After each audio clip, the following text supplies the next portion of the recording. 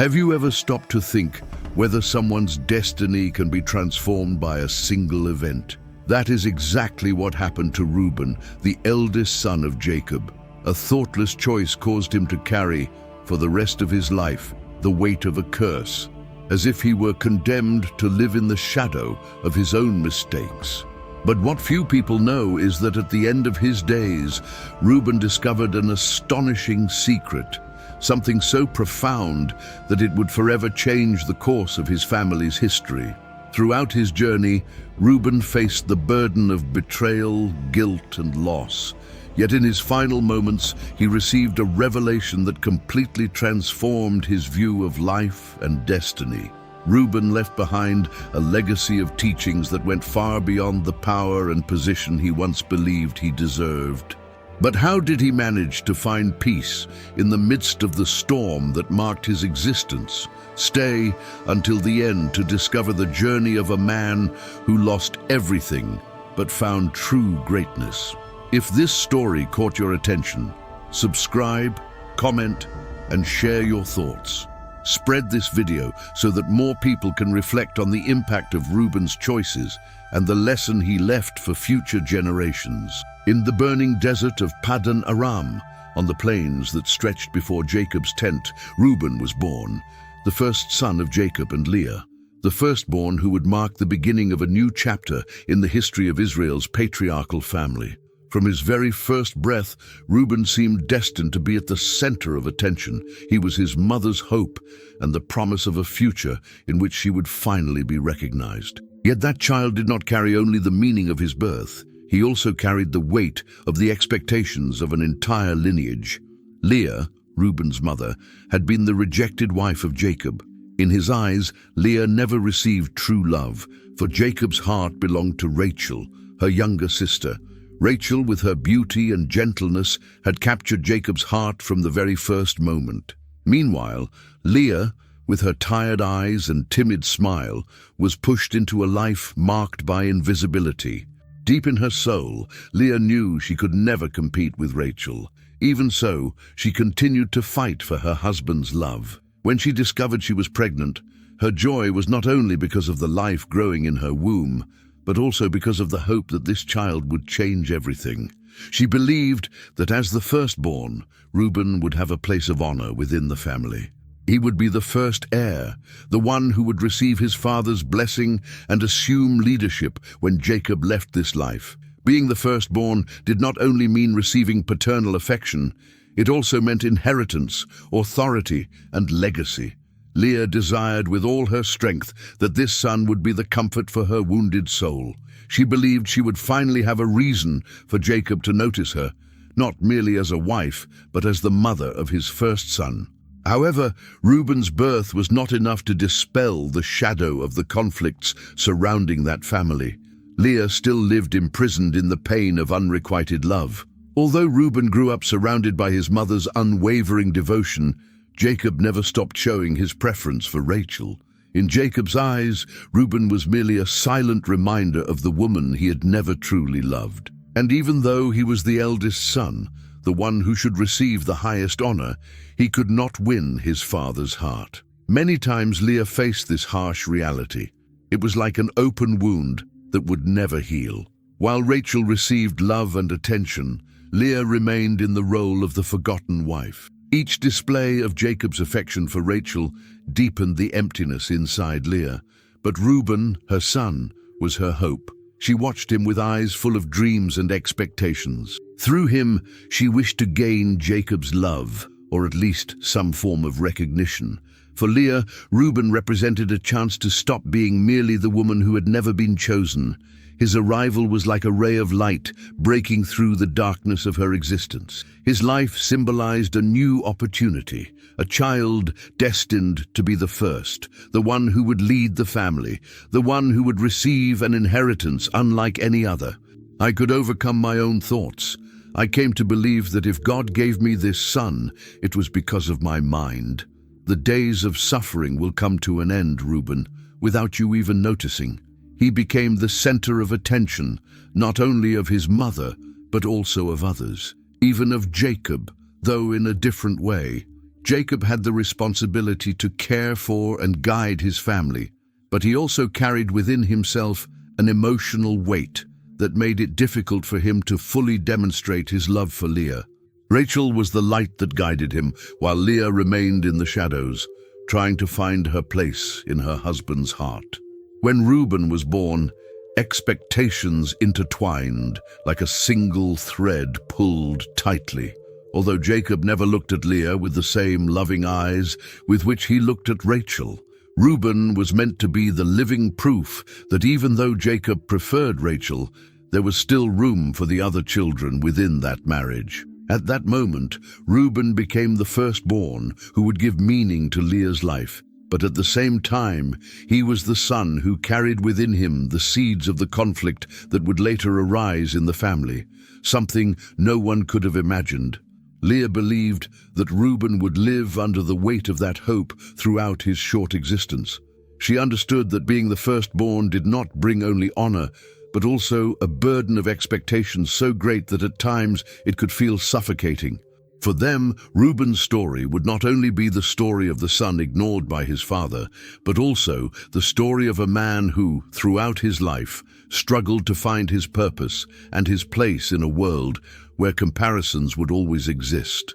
But how would all of this affect Ruben when he began to understand the weight of being the firstborn? How would he deal with being the son who represented his mother's broken hopes, yet at the same time lived under the shadow of his brother Joseph? Joseph would always be haunted by the story of Ruben, a story that had barely begun and still had much to reveal. There was still much to discover as the years passed, and Ruben grew up in his father's tent in the midst of a family that, although large and full of brothers, was a true emotional battlefield. Even though he had been conceived with the hope of recognition, true recognition never came. Jacob's constant preference for Rachel and her children was not merely a feeling, it was a shadow that darkened Ruben's life and over time spread throughout the entire family. As the years passed, this preference stopped being just an impression and became a concrete reality that could not be ignored. Joseph, Rachel's son, was born. Joseph was not only the center of Jacob's attention from the beginning, but also the most beloved. He was cherished by his mother and, above all, spoiled by his father Jacob, who always loved Rachel above all the women he had ever been with. Joseph was the living extension of that love, a love that Ruben could never reach. The relationship between Jacob and Joseph quickly became a strong and impenetrable bond, and Ruben, as the firstborn, began to realize that his position in the family was being questioned not only by his younger brothers, but also by the very dynamics within the household. Every time Jacob looked at Joseph, Ruben felt his chest tighten. Even though his parents never said it in words, their actions spoke louder than any sentence. The coat of many colors that Jacob gave Joseph was the clearest symbol of this preference. A garment that was not merely a material gift, but a cruel reminder of the place each person occupied in the family hierarchy. When Ruben saw his father hand over that robe, something inside him broke. The child who had been loved, desired, and awaited by his mother now seemed to be nothing, overshadowed by the presence of a younger brother, the one who seemed to have gained the love he had sought his entire life. The rivalry among the brothers began to grow. Ruben, as the firstborn, had the natural right to assume leadership of the family. He was first in the line of succession, the one chosen to be his father's spokesman, the one responsible for ensuring the well-being of his brothers. However, this leadership position was constantly threatened by the special bond between Jacob and Joseph. Ruben, with his strong temperament and impulsive personality, found himself on unstable ground, struggling to assert himself. He tried to stand out by proving his worth, but each attempt seemed to fade in the face of his father's clear preference. Despite everything, Ruben never allowed frustration to turn him into a resentful or vengeful brother. On the contrary, his character helped him maintain a posture of leadership among his brothers. Ruben was always the first to make decisions when circumstances demanded it. It was he who, in a moment of need, took the initiative to save Joseph. When his brothers, blinded by envy, decided to leave him to die in a pit, Ruben tried to protect him, even without knowing what would truly happen to Joseph. His attempt was a clear proof of his responsibility as the eldest brother. However, his natural leadership never achieved the same strength as the bond between Jacob and Joseph, while Ruben continued day after day trying to establish himself as the leader. Family tensions further intensified the rivalry with Joseph.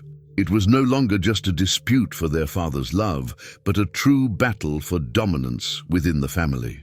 The legacy of Jacob, preserved in Reuben's heart, caused him to struggle between the need to assume the natural leadership his position granted him and the crushing weight of managing the growing hostility among his brothers. Reuben drew closer and closer to Joseph, and his actions revealed the maturity of a responsible man, someone who wanted to preserve the unity of the family. Yet Jacob's preference for Joseph dug a deep chasm between them, a gap that could not be filled by words alone. It was in the darkest moments that Reuben showed the sincerity of his intentions. Who was he truly when his brothers tried to tear Joseph's coat from him? When they conspired to get rid of him, it was Reuben who intervened, the one who tried to prevent what he knew would become a tragedy. However, despite his efforts to stop the worst from happening, Reuben could not save his brother. The decision of the others prevailed, and Joseph was sold and taken away as a slave by the Ishmaelites. For Reuben, it was not only a painful loss, but also a cruel proof of how unstable his position in the family truly was, even though he was the firstborn. The rivalry between Reuben and Joseph never truly disappeared. Every glance, every word, and every gesture became expressions of that invisible yet tangible struggle for recognition and their father's love. Even so, Reuben tried to remain firm and continue fulfilling his role as a leader, while Joseph's shadow continued to hover over him. Their relationship, though bound by blood, turned into a silent war of emotions, expectations, and frustrated desires. Deep down, Reuben knew he could not escape it. Jacob's preference for Joseph, the way his father admired and treated him, left a deep mark on Reuben's soul, a mark he could never erase. It was not only a fight to lead the family, but also a struggle to find a place in Jacob's heart and prove that he had value, that he was not just another forgotten son. And the question continued to haunt him. How could he make his father see him with the same eyes with which he looked at Joseph? Even so, Reuben never gave up. Even while carrying the constant shadow of his brother, he continued to resist, continued to fight, shaping, without realizing it, the character of a leader, a man who would learn to make difficult decisions and face the consequences of his actions, no matter what destiny had in store for him.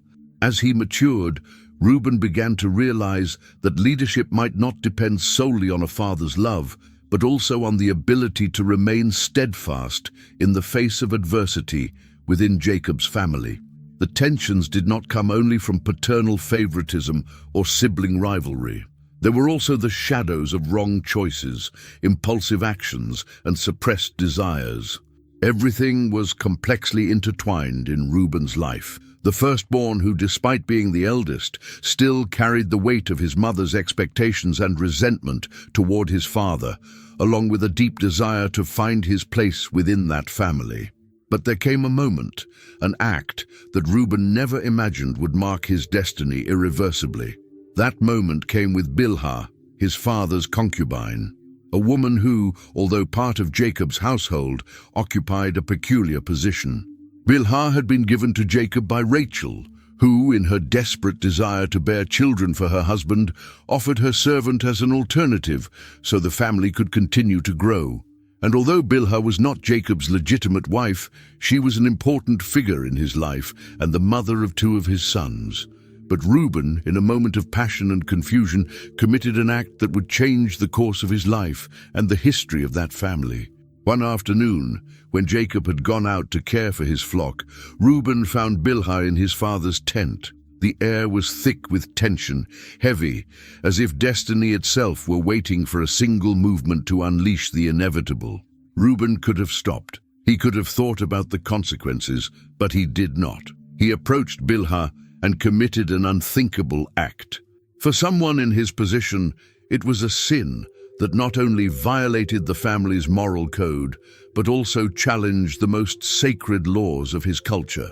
Bilhah, who should have been respected because of her connection with Jacob, became the center of a transgression that would leave an eternal scar on Reuben's life. Although it seemed like something private, that act was the reflection of suppressed emotions Ruben could no longer control. And even though the consequences were not immediate, they lingered, casting shadows over the future of the firstborn. His sin with Bilhah initially went unnoticed. Perhaps Ruben believed he could keep his mistake hidden, but the fact that Jacob did not discover it immediately did not mean the repercussions would be any less severe. The truth was about to emerge, and with it, judgment. When Jacob finally learned what had happened, his reaction was harsh and devastating. Not only because his firstborn son had committed a grave sin, but because the act symbolized a direct challenge to his authority. It was a betrayal of the fundamental rules that upheld his household. Jacob's indignation was intense, not only as a father, but as the leader of his family. Ruben, in his role as the firstborn, should have been an example of morality, respect, and honor. He should have demonstrated loyalty to the family's values and, above all, reverence for his father. But what Jacob could not forgive was the explicit affront, the lack of respect shown toward him and his authority. As the patriarch of the family, the curse pronounced by Jacob reflected his pain and frustration. Although Ruben was first in the line of succession, the one who by natural right should receive the blessing, Jacob stripped him of that position. In the same act of condemnation, he declared, "You will no longer be first. Your place no longer belongs to you." Jacob, his voice trembling, spoke words that fell like a hammer upon Reuben's soul. The firstborn, who had grown up believing his position guaranteed stability and honor. Now he faced the bitter reality that his sin had destroyed his expectations. Jacob's curse did not affect only Reuben's future, but also the destiny of his children. The blessing of leading the family and carrying Jacob's legacy would no longer rest upon him. It was as though the transgression he had committed had torn from his lineage the honor that once belonged to it. The promise of becoming the patriarch of Israel vanished in an instant. It was at that moment that Reuben fully understood the consequences of his error. The shame, though born from an impulsive act, would pursue him for the rest of his life. His existence was no longer defined by the role of the son who would succeed Jacob as the head of the family. He was no longer the firstborn, destined to receive his father's blessing and assume leadership.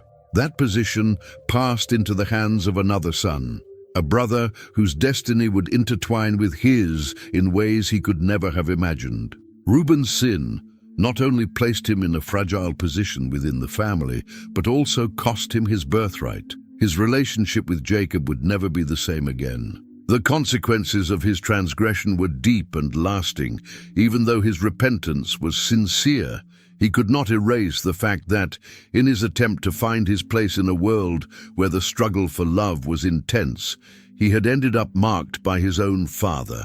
In truth, it was he himself who had rejected the opportunity that had been given to him. His relationship with Jacob was never fully restored, although Reuben tried to obtain his father's forgiveness for the curse he had received. It continued to weigh on his life, guiding him down a path from which there was no return. Yet despite being the son of a patriarch, Reuben did not allow it to consume him entirely. As the shame grew and he moved forward, he searched for some purpose amid the consequences he carried, perhaps in the deepest place of his soul. Reuben knew that the lesson learned from his fall had been the harshest, but also the most valuable. Impulsive decisions, born from frustration or desire, can destroy what we love most.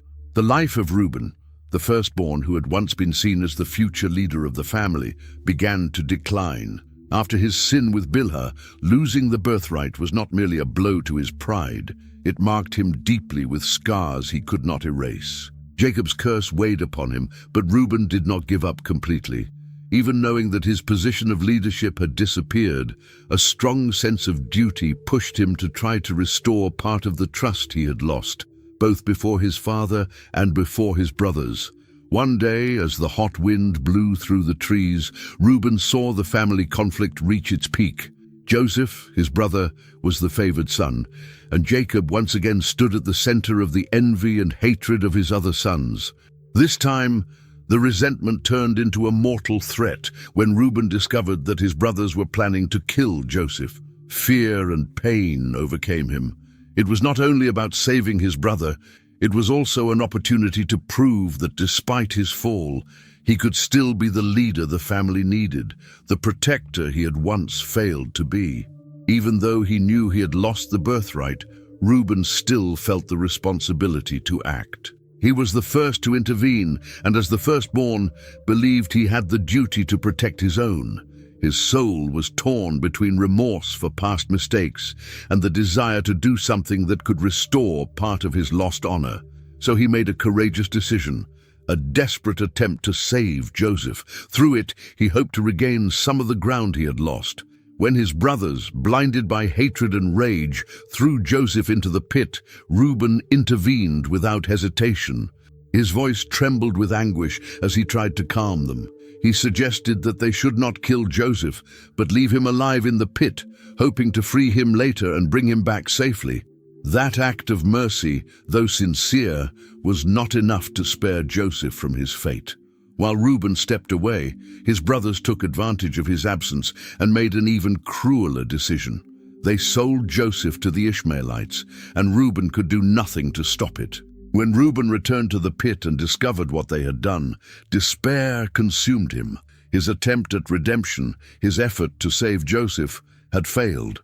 In that moment, Ruben realized he was no longer the leader he thought he was, and that despite his efforts, he had not been able to restore trust or reclaim his place in the family. What had once seemed like an opportunity to recover his honor turned into bitter defeat. Ruben's frustration grew because despite everything, he could not prevent Joseph from being torn away from the family. The pain of failing to stop his brother from being sold began to haunt him like a shadow. He knew that even if his brothers saw him as someone with a gift for leadership, his failures had cost him credibility. His attempt to protect the family and preserve those he loved collapsed in the face of his inability to restore his bond with his father, and more than that, to win back the respect of his brothers. In the days that followed, his brothers wrestled with their feelings. The burden of guilt and despair, the weight of the curse Jacob had spoken over him, remained. What made that burden even heavier was the fact that he had failed not only to save Joseph, but also to fulfill his mission. In the role he had taken on as Jacob's oldest son, carrying leadership over his brothers, Ruben saw the recovery he so desperately wanted vanish, and with it, his confidence. Every time he looked at his brothers, he felt the invisible reproach his failure seemed to leave in the air. When he tried to protect Joseph, destiny seemed to have taken another path, and Ruben could not help feeling responsible for everything that had happened. The loss of his birthright and his inability to save Joseph struck him deeply. Ruben's character changed drastically. Before, he had been an impulsive and confident young man, but he became a man marked by his failures, desperately seeking redemption, yet unable to reach it because of the contained anger he carried. His isolation pushed him even farther away, and although he tried to remain the group's leader, the shadow of his failure haunted him constantly, no matter how hard he struggled to overcome it. Ruben could not get rid of the feeling that his position, what he had so long wanted to transform, was painfully difficult to accept.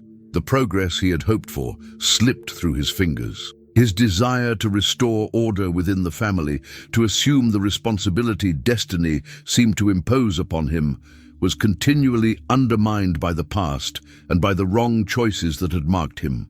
The image of his father, Jacob, who had once watched him with such hope in childhood, was now only a distant memory. It was painful to realize how much Ruben had lost despite his efforts. He never managed to fully restore his position within the family. The image of the leader, the firstborn he once was, no longer existed. His failure before his brothers remained like an open wound. His inability to prevent Joseph from being sold and the persistent shadow of Jacob's curse turned him into a man marked by the scars of his decision. Although he tried to find comfort among his brothers and through his own efforts, he continued to carry the crushing weight of guilt. Shame and disappointment in himself turned him into a leader who was no longer respected as he once had been. He could not regain his place. Yet Ruben learned something important. Through his failures, he understood that redemption is not always achieved through heroic acts, but through accepting our flaws and the humility they impose.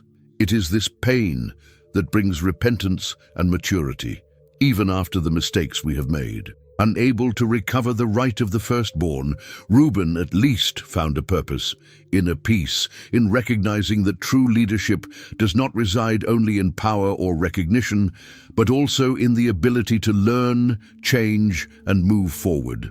To go on, drought struck the land of Canaan severely. The fields were cracked beneath the scorching sun, and the flocks of sheep and goats could no longer find pasture to feed Jacob's household and his family. The children were on the verge of despair, and the threat of hunger was constant, imminent. Then news came that there was grain in Egypt, and the rich lands of the Nile seemed to be the only hope of survival in that region, ravaged by famine. Ruben, now an adult and tormented by the failures of his youth, took on the responsibility of guiding his brothers on that arduous journey. As the firstborn, he had tried in every way to restore his honor, but his efforts seemed ever more distant, like a mirage he would never reach. Now, with the weight of the family on his shoulders, Ruben knew that this trip to Egypt was more than a simple search for food. It was his last chance to prove, in some way, that he could still be the leader his family needed. The desert they crossed was relentless. The burning and cruel sun seemed to swallow every trace of hope, and the days dragged on in constant suffering as Ruben led his brothers. Exhaustion and weariness piled up. But what tormented him most was not hunger or heat. It was the deep conflict boiling inside him. That feeling had never completely disappeared, but now it intensified in the desert as he watched his brothers, faces marked by suffering, bodies weakened by lack of food. He thought about Joseph, the one he had failed to save. What would have happened if he had fought for him? If he had made the right decision in that moment? Regret consumed him, and every step toward Egypt seemed like a reminder of his past failures. The voices of his brothers, who once looked at him with respect, were now only distant echoes in his mind, as if always reminding him of what he could never regain. Reuben's reflection went beyond his own errors, and he began to think of his mother, Leah, the woman who suffered so much for Jacob's love, and who, although she had given birth to the firstborn, was never truly loved by her husband. During those days of grueling travel, Ruben remembered the long nights when his mother whispered hopes of redemption, believing that the place of the firstborn would bring him honor, a special space in Jacob's heart, and perhaps even forgiveness. She had placed those hopes in him, hopes that never came true. She died without seeing her son receive the recognition she so desired, without witnessing Ruben fully assume the leadership that seemed to belong to him by right. Ruben felt divided between two worlds, the world of guilt for sin and the world of responsibility to lead the family. Yet neither of those worlds offered him comfort. In Egypt, in that vast wilderness where the air was heavy and the sand seemed to swallow everything it touched, Ruben began to wonder if he would ever find peace in his heart. He reflected on what his life might have been if things had been different, if he had acted differently, if he had made better choices, if destiny had allowed another path. Perhaps, he thought, there was still some hope, even after everything that had happened. What had been done up to that moment was nothing more than a futile attempt to restore a broken relationship. The time Ruben had spent beside Leah had turned into a spiral of bitter memories, while his brothers, they continued advancing toward Egypt. Ruben remained seated in silence, watching the marks their feet left in the sand, as if those footprints were a record of the paths he himself had walked in life, paths that many times he wished he could erase. Sid's mother, who had always been a beacon of love and hope for him, now pursued him like a shadow. Her memory haunted him, making him wonder whether he would ever be able to honor her in the way she had hoped for on her deathbed. In his loneliest moments, Ruben reflected on how his life had been a succession of falls and poor choices. He remembered the wrong decisions, the moment when, out of pride or weakness, he had turned away. He also recalled the break with his father, which happened when he failed to protect Joseph, the brother he now did not even know was alive or dead. In his chest, he carried the crushing weight of his own soul. His failures suffocated him, and guilt wrapped around him with every breath. Yet Ruben fought a silent war within himself. Destiny was pulling him, inevitably, toward Egypt, toward a meeting that would change the course of his life. The journey, which at first seemed like a simple search for survival, was becoming something much greater on the horizon of Egypt. Ruben seemed distant, but his mind remained imprisoned in the past. He fought not only for the well-being of his family, but also for the hope of finding a way to redeem himself. When they arrived at the gates of Egypt, the feeling inside him reached its peak. There, in that foreign land, everything seemed both new and threatening at the same time. Ruben would face one final test, a blow that would test not only his strength, but also his ability to look at the past without being consumed by it.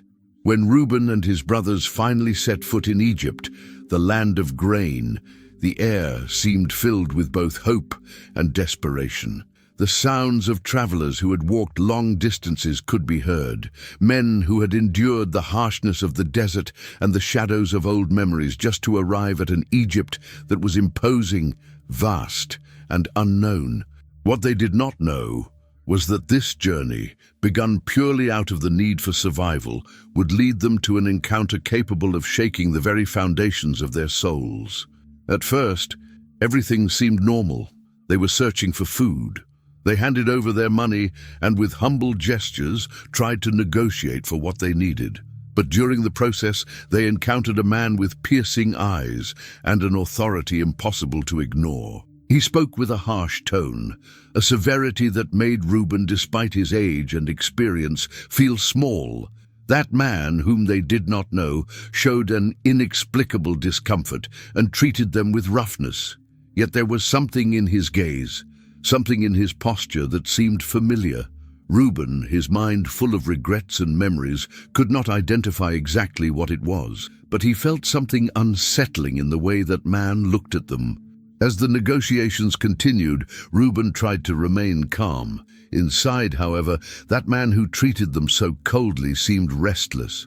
There was something in his way of speaking, in his attitude, that created unease.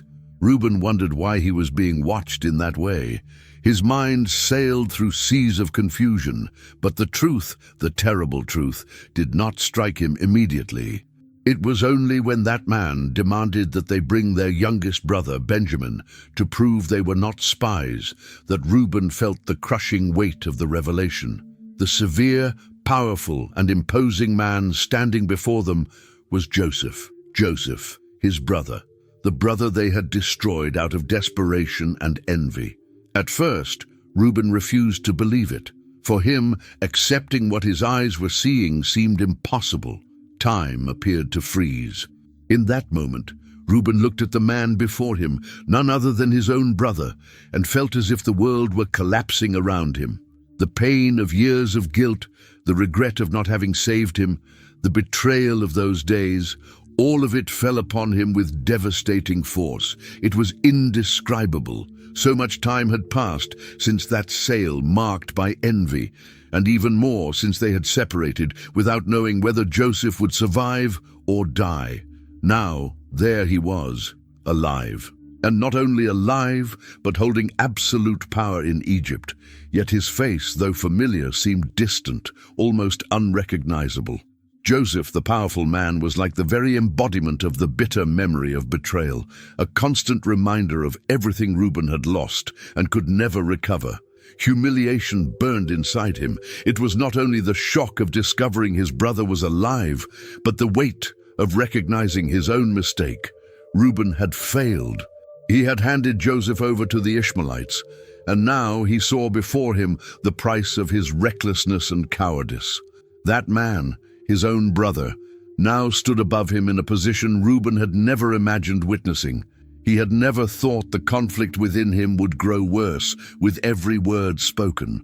With every look Joseph cast toward him, one question hammered in his mind. How could he stand there, face to face with the one he had betrayed?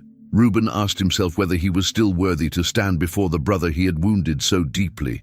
Regret flooded him like an unavoidable tide, and the scene, at first glance simple, became increasingly tangled in his memories. In the silence of his inner self, everything took on greater proportions. He then remembered his mother, Leah. What would she think if she could witness what he had done? At what moment had he become the man incapable of saving his own brother? The awareness of having failed to protect what truly mattered was a punishment far harsher than any physical penalty. He faced his greatest test, reconciling the pain of betrayal with the hope of redemption. To restore at least part of the dignity he had lost, Joseph chose to conceal his identity. Ruben, with tear-filled eyes, felt as if time itself were passing through him. He remained devastated as he waited for the inevitable encounter. That expectation marked him deeply, but he still did not know whether he was ready to face the full truth. Joseph continued demanding proof that they were not spies, without revealing who he truly was. Even so, Ruben felt that something extraordinary was about to happen. His pain was so evident that his brothers began to notice his unease.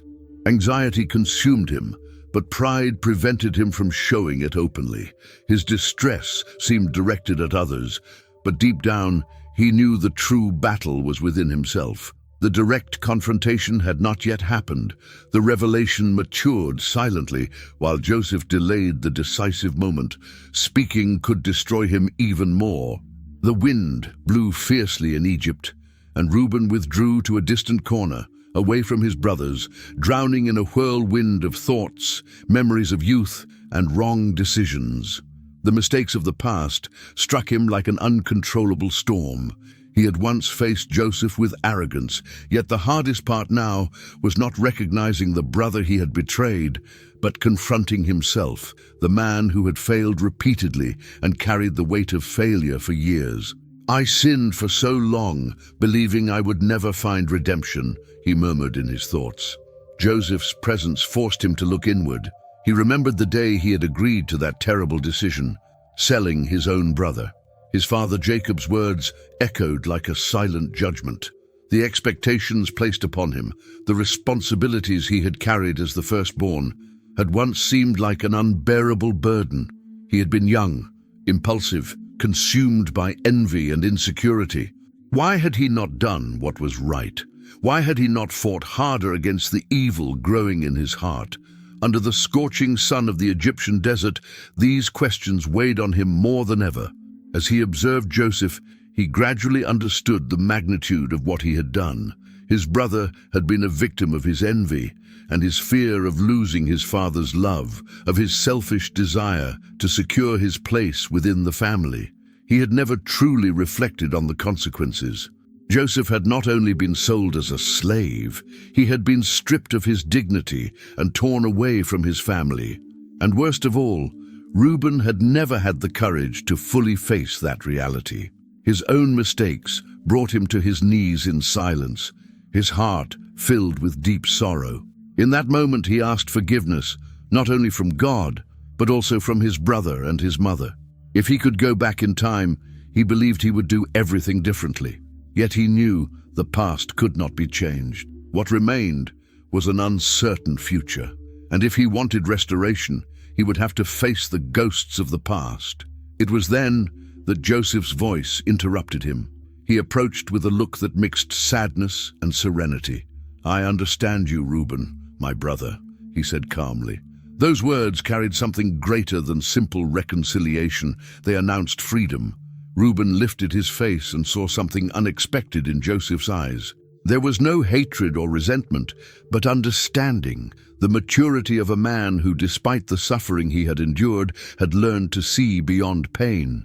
"I could have blamed you forever," Joseph continued, "but I understood that God's plan for our lives is greater than our failures. Everything we suffered was part of something beyond our understanding." Joseph spoke with a peace Ruben had not seen for years. As he looked at him, he realized that serenity had always been there, hidden in his brother's heart. "I never held any grudge," Joseph said. "I know you acted out of fear and envy. I also faced my own fears, and although I suffered, I saw how God guided my life to places I never imagined." Hearing this, Ruben felt as if an enormous weight had been lifted from his shoulders. The guilt that had tormented him for so long began to fade. Forgiveness was there, not only Joseph's forgiveness, but also God's and the forgiveness he needed to give himself. With eyes full of tears, Ruben rose to his feet. He no longer saw before him only the betrayed boy, but a man shaped by pain and grace. Joseph wrapped him in a firm, sincere embrace. That embrace did not represent only reconciliation between two brothers separated by sin. It symbolized the restoration of broken bonds, the long-awaited redemption. Years of repentance and suffering found their conclusion there. Ruben accepted the past and allowed peace to flood his heart. He understood that reconciling with Joseph also meant reconciling with God, with his mother, and with his own destiny. Yes, he had failed, but he had also learned.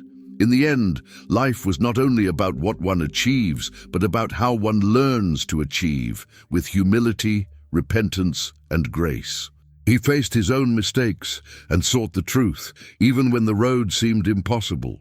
Ruben, dark-skinned, looked at Joseph with new understanding and said in a steady voice, "I ask your forgiveness, my brother, for everything I have done. Now I understand that although betrayal wounded us, forgiveness pushed us apart, but it also brought us closer. Thank you for showing me its true meaning."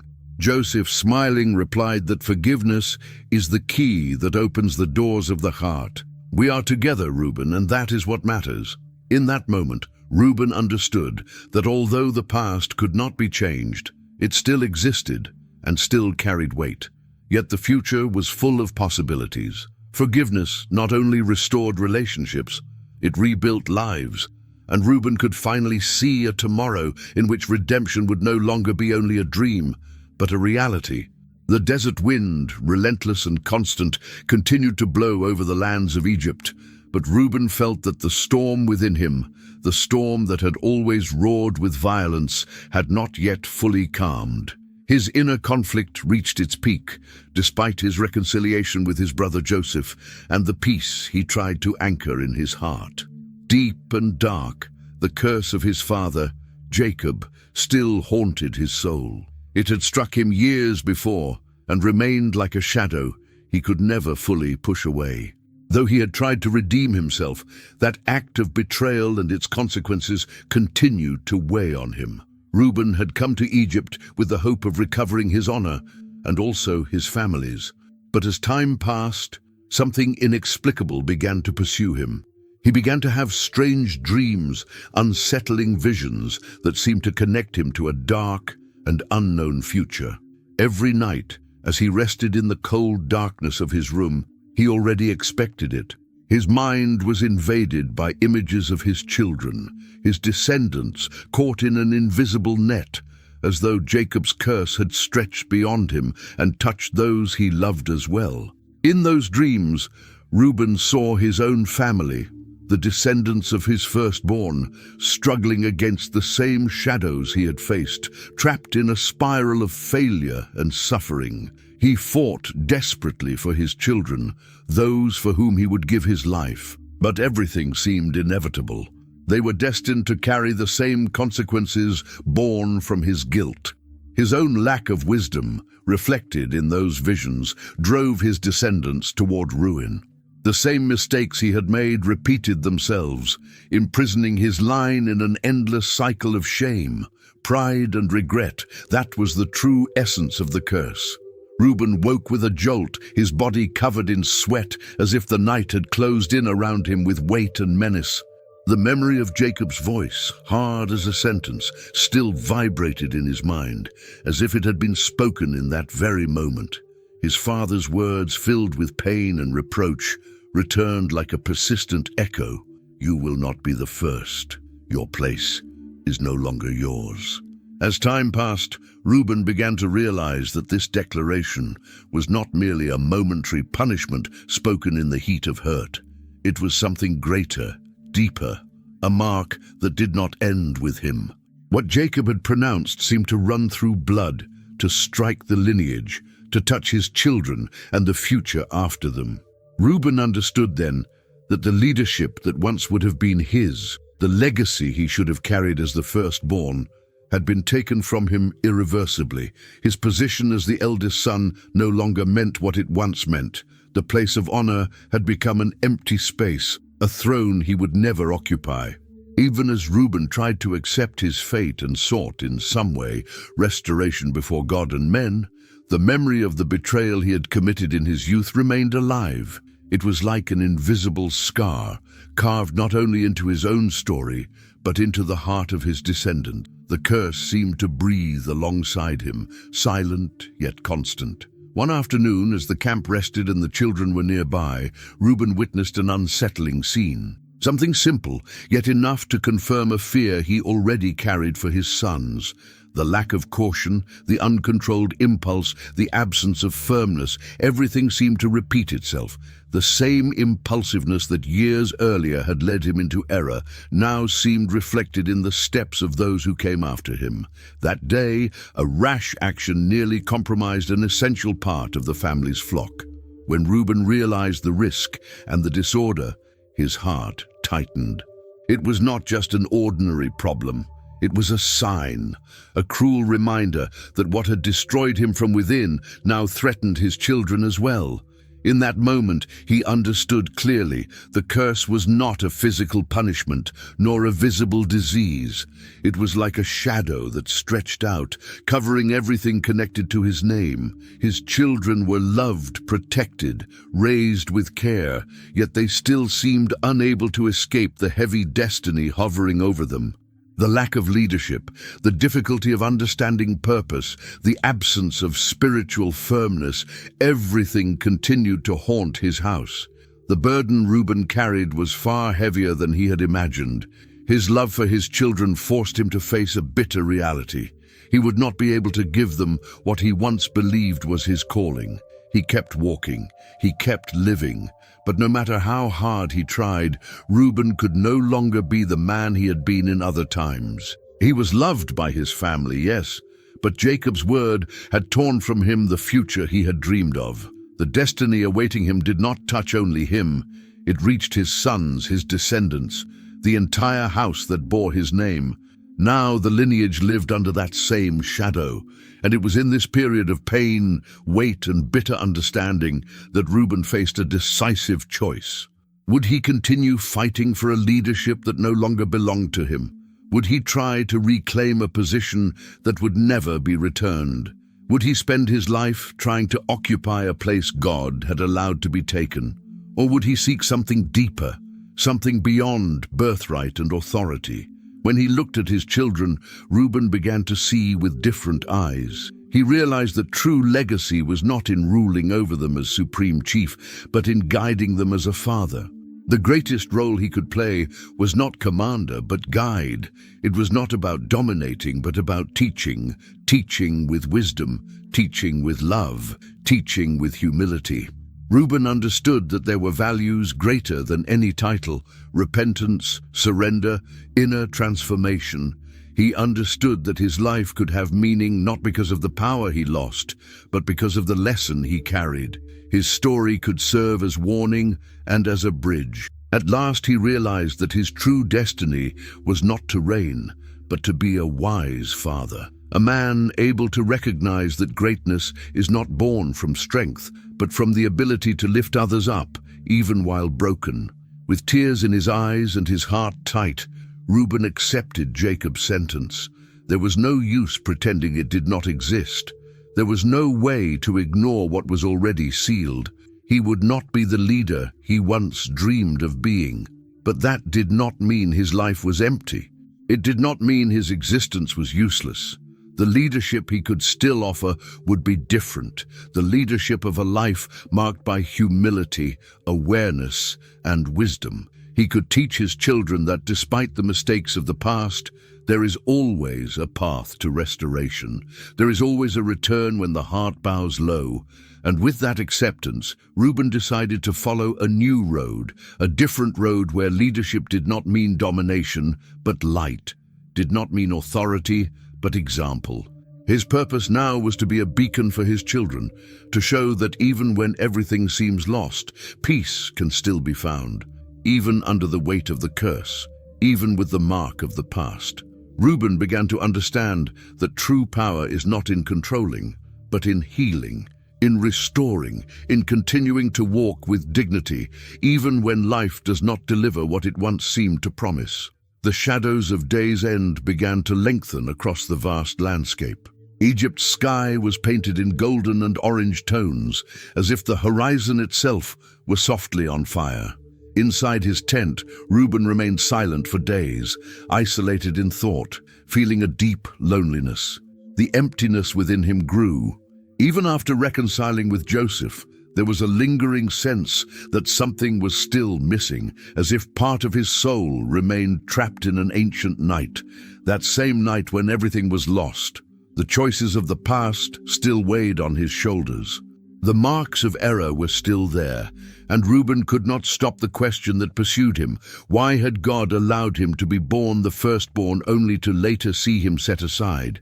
Why receive the promise of a destiny only to watch that destiny be interrupted?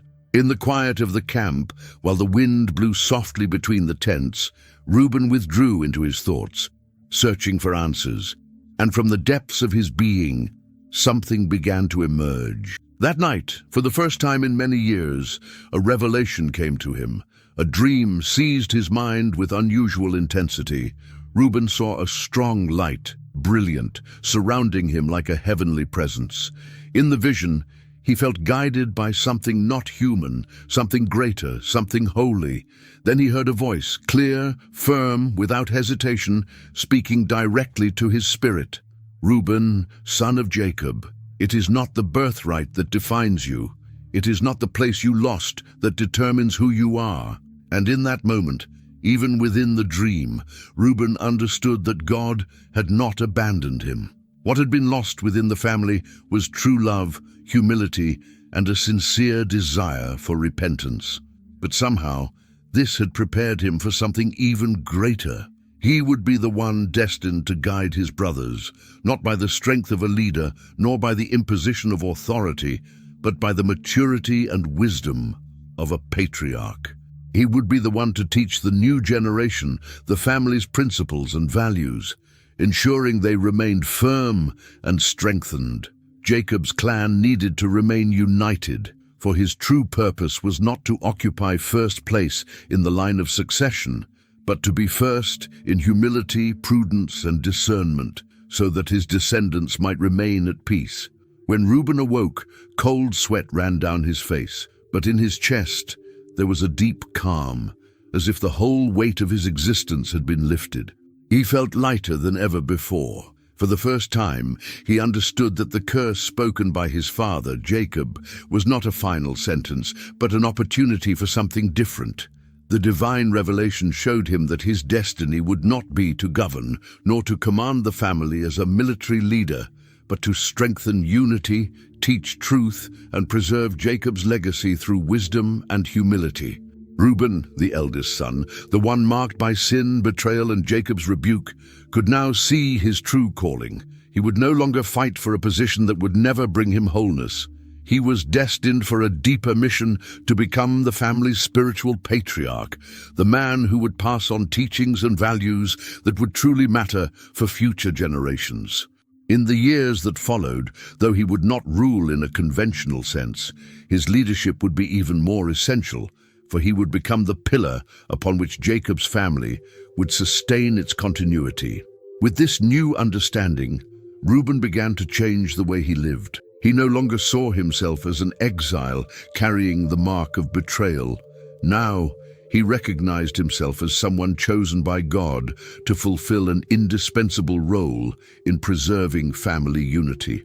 Instead of seeking the approval of his father or his brothers, Ruben began to look toward the future with a new mission: to strengthen Jacob's clan, transmit the legacy of faith, and teach his sons and the sons of his brothers what truly mattered. Even knowing there was still much to do, Ruben understood that leadership was not merely a matter of power or influence, but of forming a heart willing to serve, to teach, and to reconcile whenever necessary. His children recognized the responsibility that rested upon him, to guide them in the path of truth, just as Jacob had guided his family when he was younger. Even though Ruben himself never managed to fully restore his relationship with his father, he understood something important. By instructing his sons and nephews, he was not only building a legacy of unity, but also restoring the honor of his own line. This change in Ruben transformed not only his life, but also deeply influenced the trajectory of his brothers. Over time, he stopped being seen as the firstborn who failed and began to be recognized as the wise patriarch who brought balance, peace, and unity. Even with Joseph holding a prominent position in Egypt as a man of power, Ruben played an essential role in keeping the tribes of Israel firm and united. Without his presence and leadership, the family could have lost cohesion in difficult times. And without that solid foundation of wisdom, future generations would have become far more vulnerable. Ruben found his purpose not in the struggle for dominance, but in service. He devoted his life to caring for the family in this process of restoration and strengthening. After being accepted and understanding his place, he came to see that his true destiny was to consolidate and preserve Jacob's legacy. The legacy of a patriarch who did not lead like a powerful king, but like a wise man who understood the value of peace, love, and family unity. Reflecting on his own story, Ruben understood that true greatness was not in what he had lost, but in what he had learned and gained along the way. Suffering no longer defined him. The man once marked by error and guilt had become a patriarch who restored the honor of his lineage. Not through domination or control, but through the ability to serve, to guide, and to teach. Ruben's days drew near their end. In his tent, surrounded by his family, the light of the setting sun illuminated his aged face, marked by years of struggle, repentance, and learning. In his final moments, he finally reached a kind of peace he never imagined he would feel. Looking back on the life he had lived and the decisions he had made, Ruben understood that his journey, despite its pain, had fulfilled a greater purpose. He understood that the mistakes he had made revealed an important truth. His true legacy would not be in the wealth he might leave behind, nor in the position he had lost, but in the lessons he learned throughout life, and in the way those lessons would be passed on to his sons and to future generations. In his moments of solitude, Ruben would often withdraw into silence and reflect on everything he had lived through. He knew his story had not been simple. From birth, he had carried the expectation of being first, the leader, the chosen one. Yet the betrayal he committed, the curse Jacob spoke over him, and the impulsive choices of youth had stripped him of that glory. Even with his repentance and constant effort to redeem himself, he still carried within himself the weight of guilt and remorse for not having lived up to what was expected of a firstborn. But now, in his final days, Ruben understood something profound and liberating. Life is not measured by what is lost, but by what we learn from our losses and what we build from them. He understood that suffering, when accompanied by humility, can transform a man, shape his essence, and direct him toward a higher purpose. As the years went by, Ruben learned that true leadership was not found in birthright, nor in ruling over others, but in the ability to serve. He realized that although his destiny as the family's formal leader had diminished, his role as a father and spiritual patriarch was far more meaningful than any title. His path, marked by inner conflicts and personal battles, led him to discover that his divine purpose was not to govern his family like a king, but to be the one who would strengthen unity among his brothers and his children. He would be responsible for preserving peace and passing on the teachings of faith and obedience that God had placed in his heart. Ruben, with a generous spirit and a repentant heart, decided to speak with his children. He knew his legacy would not be power, position, or status, but the values he had gained throughout a life marked by pain and learning. He sat beside them calmly and spoke with a serenity that only spiritual maturity can produce. "My children," he said, "I want you to understand a truth that took me many years to learn. What defines a man's life is not what he possesses, nor the place he occupies. I made mistakes, and many of them brought consequences that can never be undone. But what I want you to learn is that even after we fall, there is always a path to restoration." He took a deep breath, and his words continued with firmness and humility. "Do not live imprisoned by what the world expects of you, nor by what men claim is your destined path. Always follow God's will. Remember that true leadership lies in serving others." Ruben's words, though simple, carried deep wisdom. He offered neither material riches nor promises of power. Instead, he gave something far more valuable: the understanding that even when the past cannot be changed, the present and the future are still full of opportunities to grow, mature, and learn. Ruben reinforced to his children that his true legacy would be that of a man transformed by divine grace, someone who learned to serve with humility and to guide with wisdom. Even though he had not become the leader he dreamed of being in his youth, his role as the family's spiritual patriarch now seemed more solid than ever. His example of repentance, forgiveness, and restoration deeply marked his children and grandchildren. Each of them, with their own personality and way of being, began to see in Ruben a figure of balance and firmness, someone who, despite his failures, managed to rebuild his life and find a greater purpose than the right of the firstborn. In addition, Ruben made sure his children understood the importance of seeing each person's place in the family, not as a dispute, but as a responsibility. He taught them that it was not a competition for positions, but an opportunity to contribute to the common good. Even though he was no longer recognized as the firstborn, who would inherit formal leadership, Ruben taught them that every person had an essential role in preserving Jacob's legacy. For him, it did not matter what position they held in the family hierarchy. What truly mattered was how they lived with integrity, how they treated others with respect and love, and how they maintained unity among themselves. In his final days, Ruben would sit with each of his children and grandchildren, speaking patiently. He explained what it meant to belong to the people of Israel and showed them how family unity was the key for God's blessing to remain upon them. He shared stories from his youth, spoke about the hard lessons he had to learn, and advised them not to repeat his mistakes. Ruben knew he might never recover the leadership role he had lost, but he understood that it no longer mattered. His true legacy was already being built. He was leaving behind something greater than honor or position, a legacy of wisdom, faith, and obedience, capable of living on for many generations. When Ruben closed his eyes for the last time, he was certain his life had not been in vain. Though he was the firstborn and had lost so much along the way, he had gained something infinitely more precious: inner peace, forgiveness toward himself, and the quiet confidence that he had fulfilled his mission in the heart of his family. Ruben would live on in the memory of his people as the patriarch who, with humility, guided his line, teaching them that, although the road is hard, there is always an opportunity for restoration as the years pass. Time moved on, and Ruben's life slowly became part of history, but the legacy he left began to take shape in the memory of his descendants.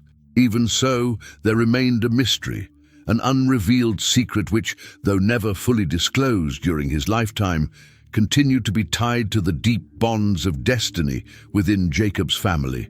That hidden truth, kept like a silent riddle, would finally be revealed in the epilogue, when the divine plan would manifest with clarity. On his deathbed, Ruben spent long hours reflecting on his journey.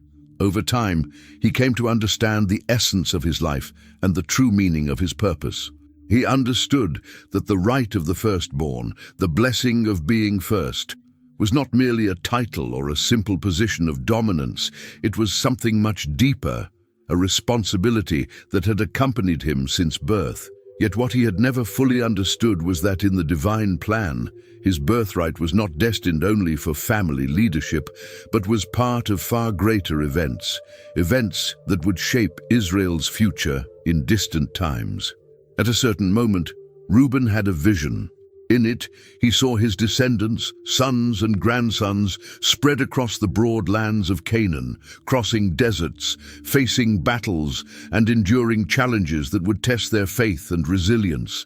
In that vision, he heard echoes of the same struggles he himself had known in life, and then he heard God's voice saying that the place he had lost was not the glory that had been destined for him.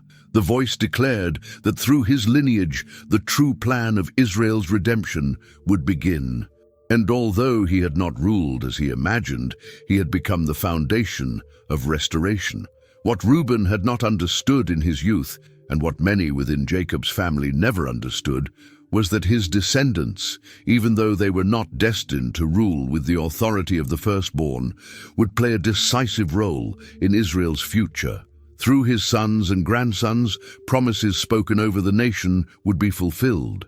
And that greatness would not be displayed only through authority or visible leadership, but mainly through the unity Ruben had helped build with humility, forgiveness, and a spirit of reconciliation. What was revealed in that moment was something profound. Spiritual greatness is not born from strength, but from the ability to keep peace and unite what could have been destroyed. Few knew it, but his lineage was destined to be among the first to be called into the process of restoring the tribes of Israel. It would not be a restoration marked by thrones or political conquests, but by something even more powerful, the preparation of the people's hearts to fulfill the divine purpose. Ruben's birthright, therefore, had been a means to a far greater plan. His life, his efforts, and his insistence on maintaining unity became one of the fundamental pillars for Israel's story that would unfold after his death. It was then that he finally understood the full magnitude of his role. Ruben reached the peace he had so long sought. It was not a peace based on human recognition, earthly honor, or visible rewards. It was a peace that came from the deep understanding that his life was part of something greater. The curse that once seemed devastating, in truth indicated that his path would be marked by struggles, but also by a special calling, to begin a process of healing and restoration, not only for his family, but for future generations of Israel. In his final moments, he understood that the birthright was not a crown, but a mission. It was not about honor according to the world's standards, but responsibility before God, to serve, to guide, and to preserve unity even in difficult times. His life, marked by failures, falls, and attempts at redemption, showed that true greatness is not found in power or prestige, but in fulfilling a purpose through sacrifice, repentance, and forgiveness. On the day Ruben departed, sons and grandsons gathered around him, aware that this man had not only given them life, but also an eternal lesson. He left them with a truth that would never be erased. A man's greatness is not found in riches or position, but in how he faces his own failures, how he learns from them, and how he dedicates himself to the common good of his people. Ruben, the firstborn who lost his place of authority, finally understood that his true inheritance was spiritual and moral. And through his teachings, the legacy of Jacob's line would remain alive in Israel's history. Generations continued moving forward, and the people of Israel came to remember Ruben not as the leader he never became, but as the man who, despite his failures, understood his calling and passed on to his family a legacy of wisdom, reconciliation, and unity. In life, Ruben found the peace he had always sought, and his story became an eternal testimony that true greatness lies in the ability to restore what has been broken and to learn to serve above all the divine purpose. Marked by falls, challenges, and wrong choices, his journey became a true example of restoration, maturity, and humility. At the end of his path, Ruben understood that his calling was never tied to leadership by human standards, but to the mission of rebuilding, strengthening, and keeping his family united, becoming a reference of faith and wisdom for the next generations. Even though he lost the right of the firstborn, what he left behind was far more significant than any position of authority. His legacy, grounded in humility, service, and sincere repentance, passed through his descendants and marked Israel's history in a deep and lasting way. If Reuben's story and his journey of transformation touched you and brought you a new understanding of what true greatness is, leave your comment below. In your opinion, what was Reuben's greatest impact on his family and on Israel's future? Do you believe he teaches us something new about leadership and purpose? Comment here on the channel. A hug.